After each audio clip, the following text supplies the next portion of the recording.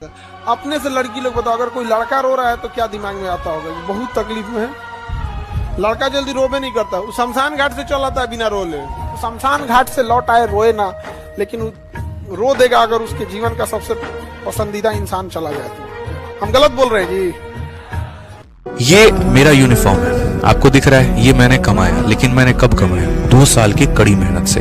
मुझे पता है कि मैंने अपने परिवार में कितने इवेंट खोए, मुझे पता है कि मेरे रिलेशंस में ऐसे ऐसे लोग थे जो काफी मेरे करीब थे, जिनकी शादी तक भी हुई, उसके बाद में उनके घर में और भी काफी सारे स्पेशल इवेंट्स हुए, लेकिन मैं कभी नहीं गया। मुझे पता है मैंने अपने घर में कितने छठ और कितने दिवाली छोड़े हैं, ठीक है। जब कोरोना में सारे के सारे लोग घर की तरफ पलायन कर रहे थे ना, हमने ये मन में ठान लिया था साला मरना मंजूर है यहाँ पे, लेकिन बेरोजगारी के साथ में घर नहीं जाएंगे। कमरे में बंद करके सीमित साधनों के साथ में हमने किस तरीके से मेहनत की, और तब जाकर के हमारे कंधे पर ये सितारे चमके।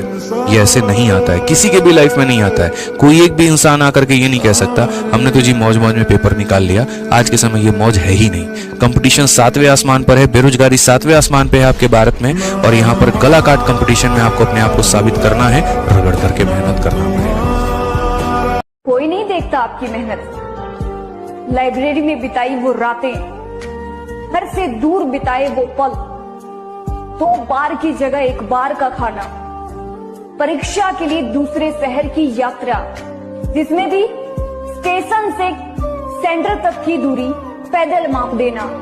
लोग देखते हैं तो सिर्फ और सिर्फ आपका परिणाम। यदि तुम सफल हुए तो योग्य हो, और असफल हुए तो तुम सुनने समझे जाओ, तुम सुनने समझे जाओ। बुरा नहीं मानना, पर आप बहुत ही प्रिविलेज्ड हो। भारत देश में अभी भी बहुत प्रिविलेज लड़कियों में आती हो, जिनको माता पिता पढ़ाई लिखाई करने के लिए बाहर भेज रहे हैं। मैं बहुत से गांव में जाता हूं, वहां लड़कियों को अभी भी स्कूल नहीं भेजते हैं, और बहुत भेजते हैं तो बोलते हैं बस 8 तक पढ़ ली हो गया। आप फिर भी बहुत किस्मत वाले हो कि यहाँ तक आपको पढ़ने के लिए माँ बाप ने भेजा है, और आप अभी भी अगर ध्यान नहीं दोगे तो फिर आपकी भी 3-4 साल 5 साल बाद वो निकाह करके आपको भेज देंगे, फिर चले जाना घर पे, किसी और के भरोसे बैठ जाना वहाँ पे।